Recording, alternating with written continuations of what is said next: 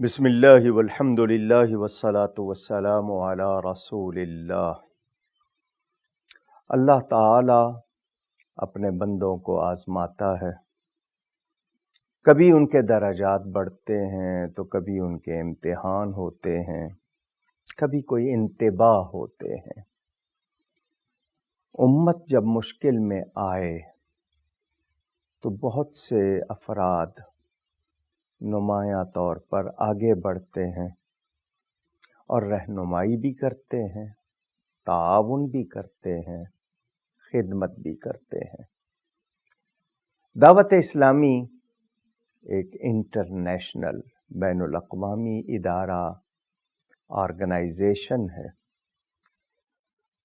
ہمہ وقت سال بھر 365 دن 24/7 آپ کے لیے علمی دینی آگاہی کا انتظام، تعلیم و تربیت اور رفاہی اور فلاحی امور میں بھی ان کا سلسلہ نمایاں ہے۔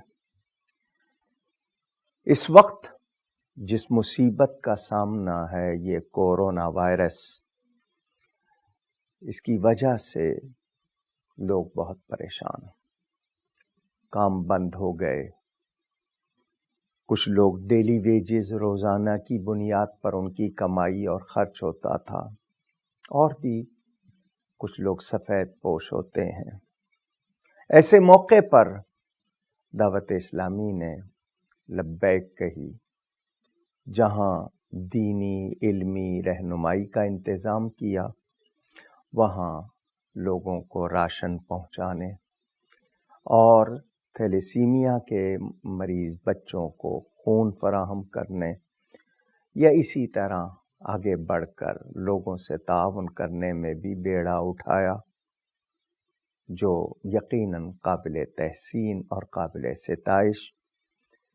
ایسے موقعوں پر ہم سب کو جو ہو سکے کرنا چاہیے۔ میں ایک تجویز بار بار دیا کرتا ہوں، ہمارے ہاں ہر محلے گلی میں مساجد ہیں، ہر مسجد اپنے ارد گرد چاروں طرف 100 گھروں کی، 50 گھروں کی، 40 گھروں کی فہرست بنا لے اور معلوم کر لے کہ ان میں سے کون کمزور ہیں۔ جب کبھی موقع آئے ہم مل کر اس محلے کے افراد ان کے لیے تعاون کا سامان کریں، ان کے لیے آسانی کریں، تو کسی کو کسی جگہ ضرورت ہی نہ پڑے۔ ہم سب مل کر اگر ایسا کر لیں۔